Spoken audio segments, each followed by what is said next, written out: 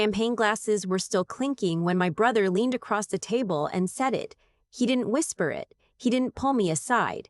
He waited until the toasts were done and the salads were being cleared, until my daughter Nora was sitting right there next to me in her little burgundy dress with the white collar, the one she'd picked out herself because she wanted to look nice for Uncle Kevin's wedding. He waited for the exact right moment, the moment when everyone at the table was relaxed and laughing and half listening. And then he said it loud enough for 6 people to hear. You know, kids with 2 parents at home just turn out more stable. No offense. It's just statistics. He was looking at Nora when he said it. She was 8 years old. She was eating a dinner roll. I want to tell you I said something brilliant right then. I want to tell you I said something brilliant right then.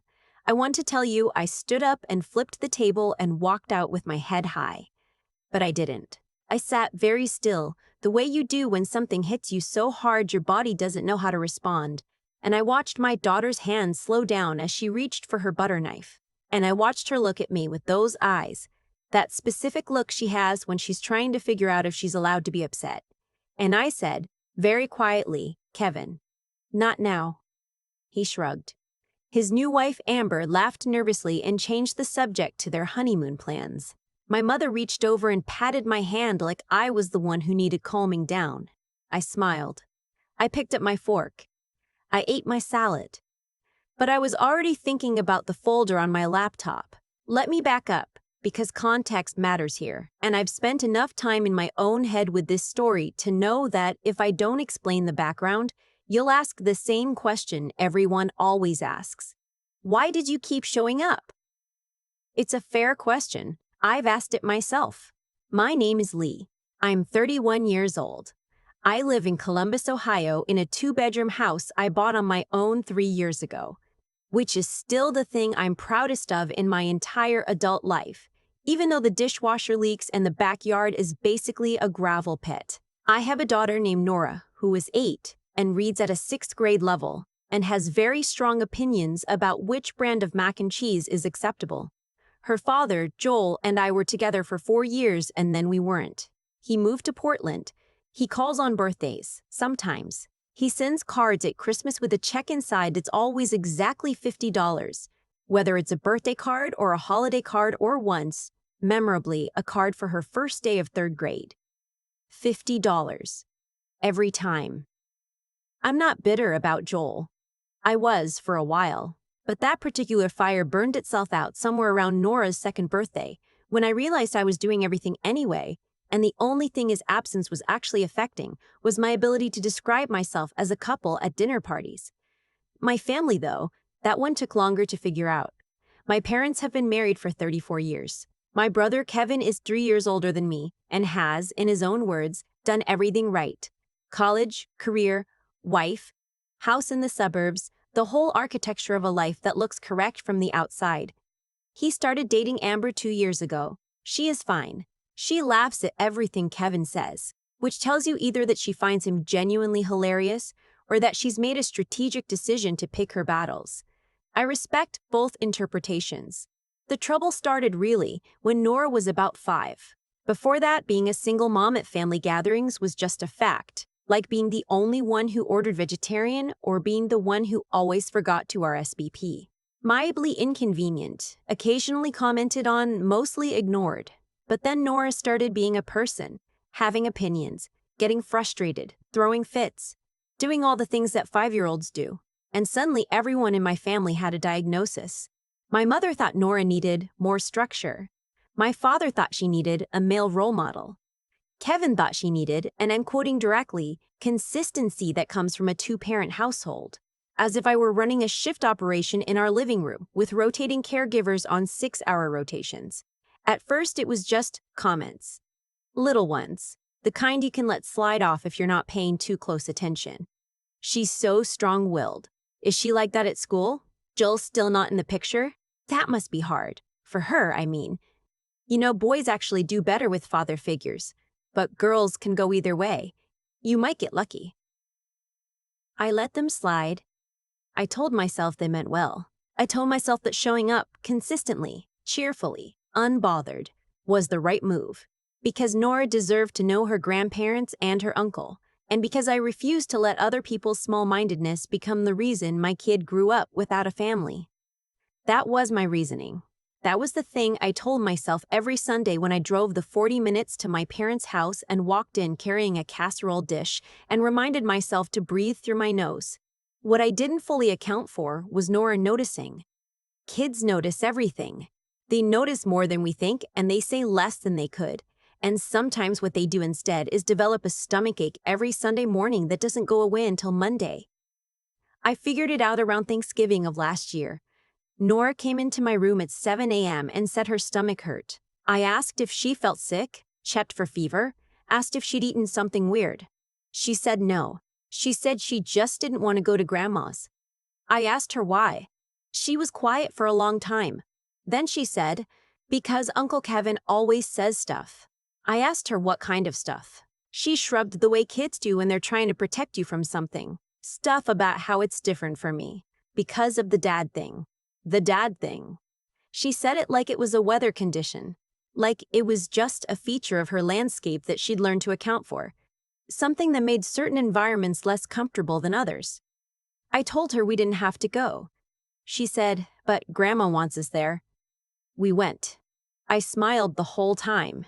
And that night, after Nora was asleep, I sat at my kitchen table for a long time thinking about the fact that my 8-year-old had just described her family's casual cruelty as the dad thing, and offered to endure it anyway because she didn't want to disappoint her grandmother.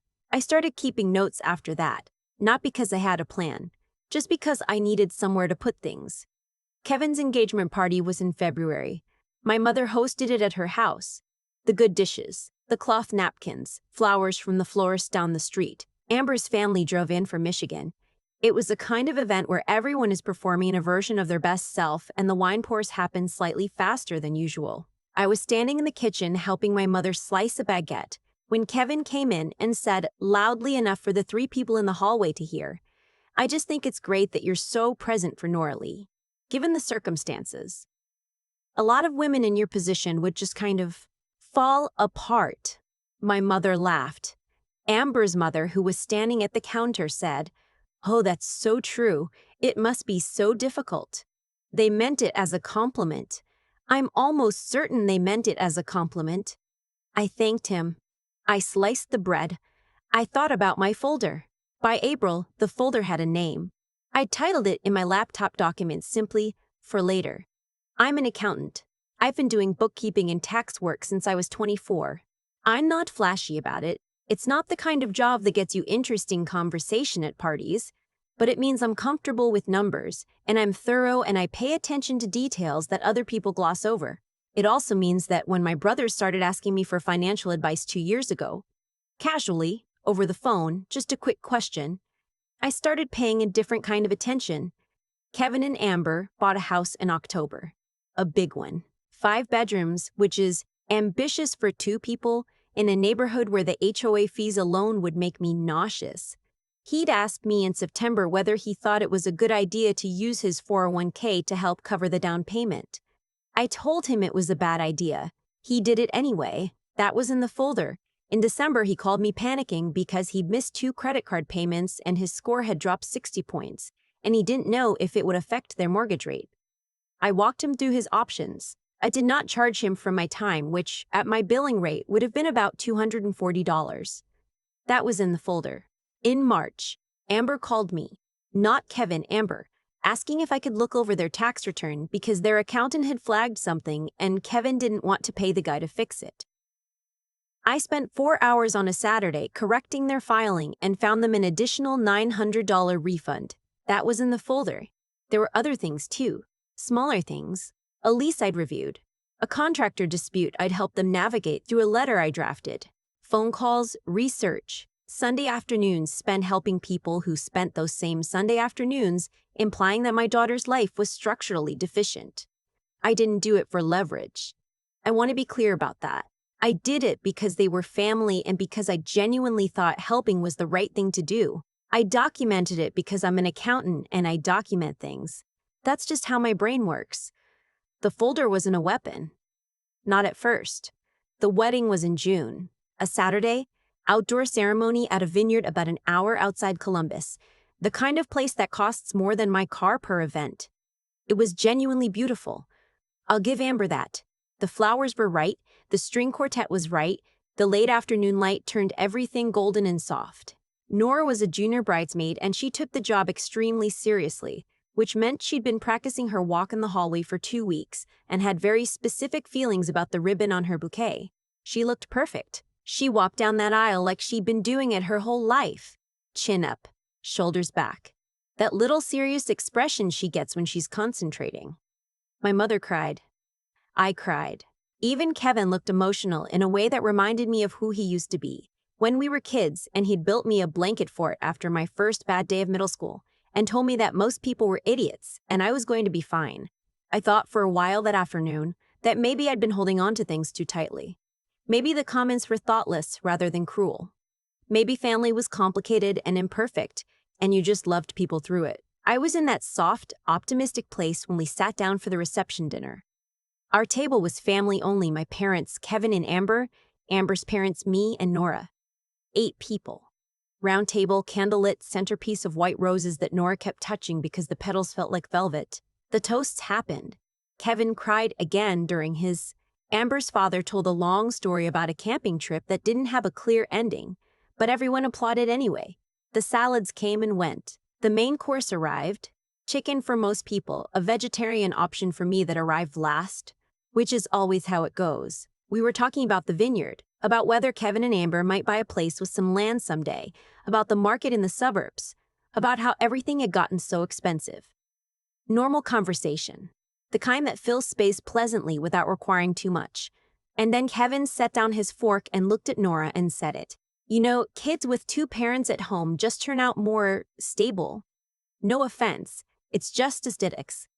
Nora's hand slowed on the way to her butter knife. I watched her look up. I watched her face do the calculation.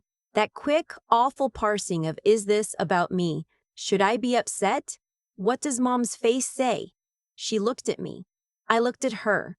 For 1 second, it was just the 2 of us at that table, and then everyone else came flooding back in. My mother said, Kevin. My father started talking about something, anything, clearly trying to smooth it over.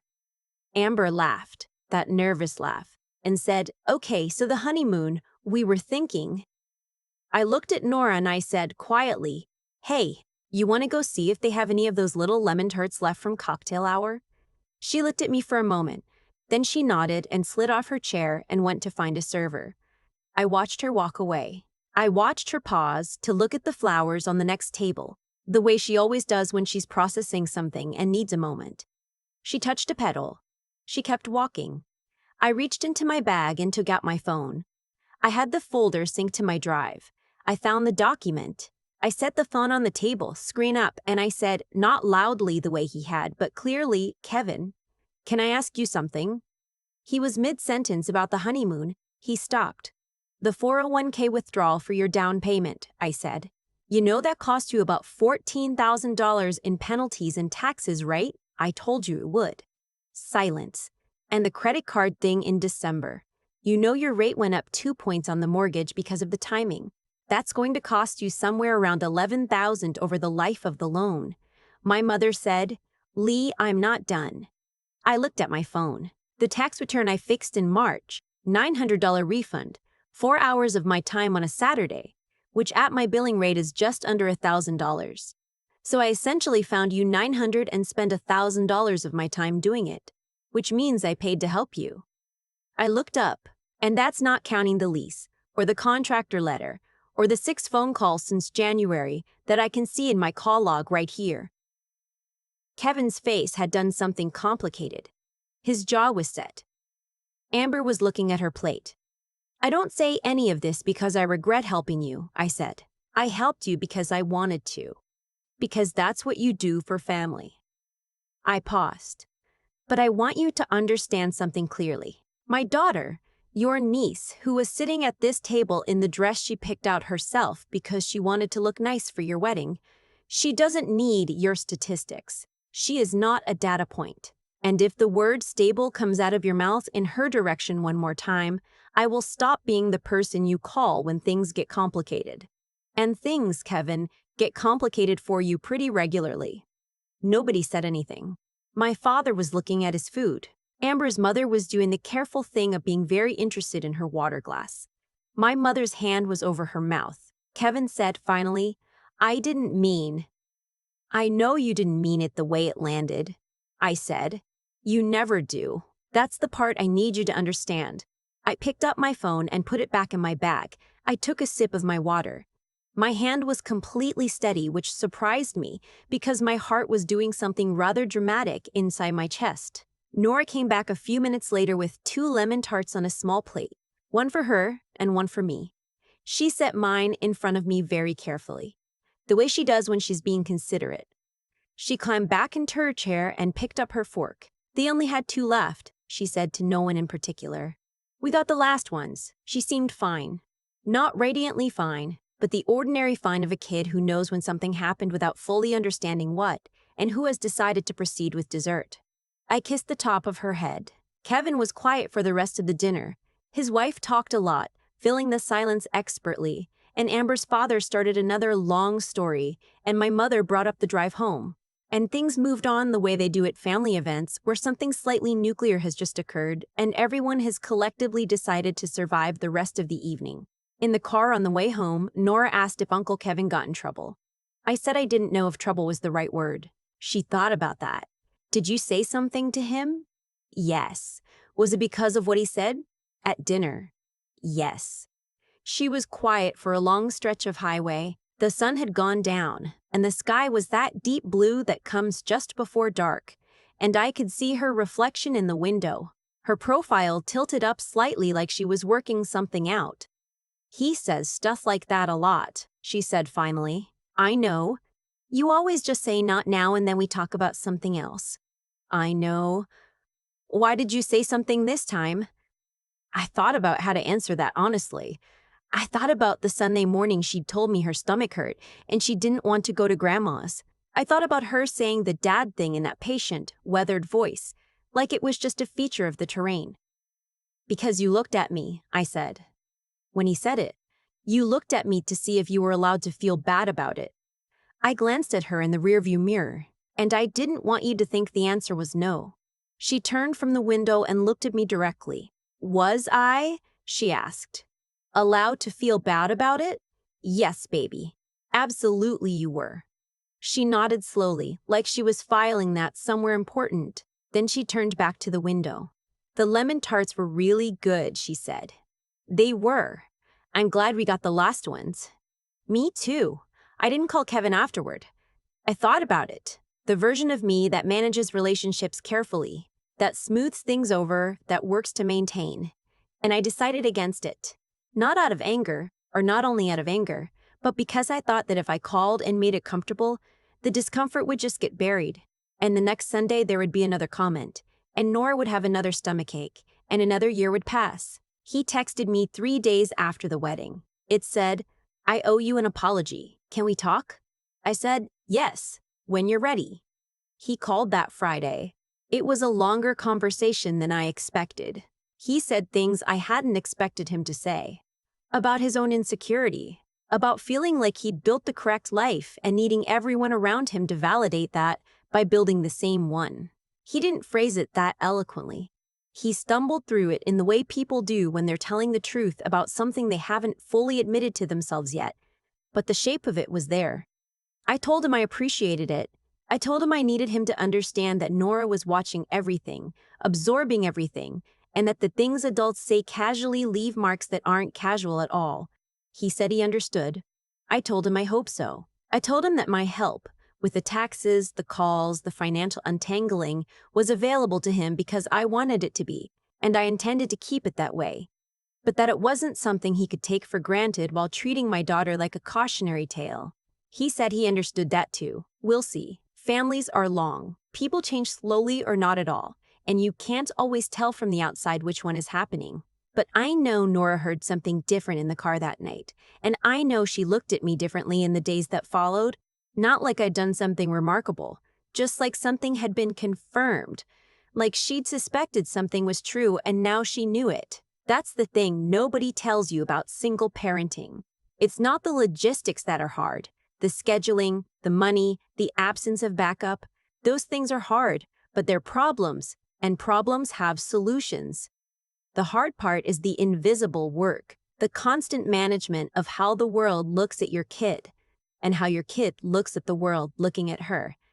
The hard part is making sure she knows that the dad thing is not a flaw in her architecture, that it's not a variable that determines her outcome, that the statistics my brother cites at dinner tables are not her destiny. I can't protect her from everything. I've tried to make peace with that, but I can make sure that when someone at the table says something that makes her hands slow on the way to the butter knife, she knows she's allowed to feel it. She knows I see it. She knows I see it. She knows I'll say something, even if I wait for her to go find the lemon tarts first. The morning after the wedding, Nora came downstairs in her pajamas and sat across from me at the kitchen table while I was drinking coffee. She had her book with her. She always has her book. And she read for a while without saying anything. Then she looked up and said, "Mom, I think next Sunday we should sleep in." I looked at her over my mug. "Yeah?" I said. "Yeah." She looked back at her book. "I think that sounds really good." I thought about my parents' house, the 40-minute drive, the casserole dish, the smile I've been practicing in the rearview mirror for 3 years. "You know what?" I said. "I think you're right." She smiled without looking up. Small and certain, the smile of someone who has been heard. I refilled my coffee and sat back down, and we stayed like that for a long time, the two of us in our quiet house, not going anywhere at all. I keep coming back to that moment in the car. Nora's profile in the window, the sky going blue-dark, her voice so careful and so old when she said, "You always just say, 'not now.'" She wasn't accusing me. That's the part that stays with me. She was just observing. The way kids observe everything they've been taught not to say out loud.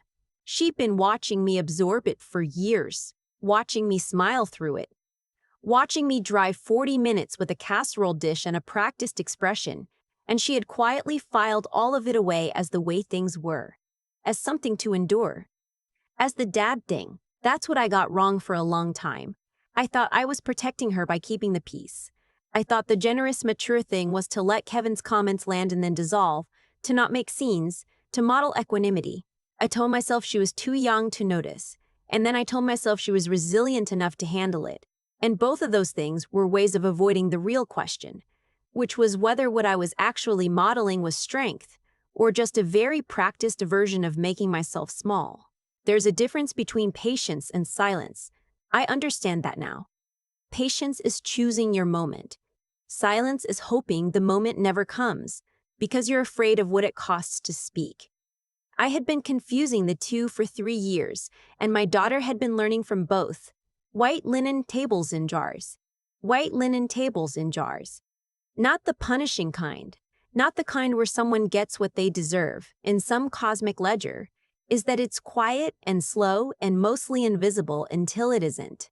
Kevin didn't set out to damage Nora. He set out to feel good about his own choices, and she happened to be a useful contrast. That's how a lot of harm actually works. Not malice. Just the careless math of people who've never had to think about what their words cost someone else. And I'd let it compound, year after year, because I was afraid that saying something would cost me more than staying silent. It didn't. That's the thing. The folder didn't cost me my family. The conversation at the dinner table didn't cost me Kevin. What it cost me was the comfortable fiction that I could protect Nora without actually standing between her and the thing that was hurting her. You can't. Protecting someone requires actually getting in the way. It requires being willing to be uncomfortable, to be disliked for a moment, to say the thing clearly instead of swallowing it and hoping it dissolves. That's what I want her to understand. Not that she should be angry, not that the world is against her, but that she has the right to take up space in it. That when someone reduces her to a statistic, the correct response is not to quietly adjust herself until she fits their framework. The correct response is to know with some deep and unshakable certainty that she doesn't owe anyone that adjustment. I didn't teach her that by being agreeable. I taught her that on a dark highway outside Columbus when I told her yes, you were allowed to feel bad about that. Yes, I saw it. Yes, I said something. She went back to her book the next morning. She asked to sleep in on Sunday. Small things. But I think she stood a little differently after that. And I think I did too. The lemon tarts were really good. I'm glad we got the last ones.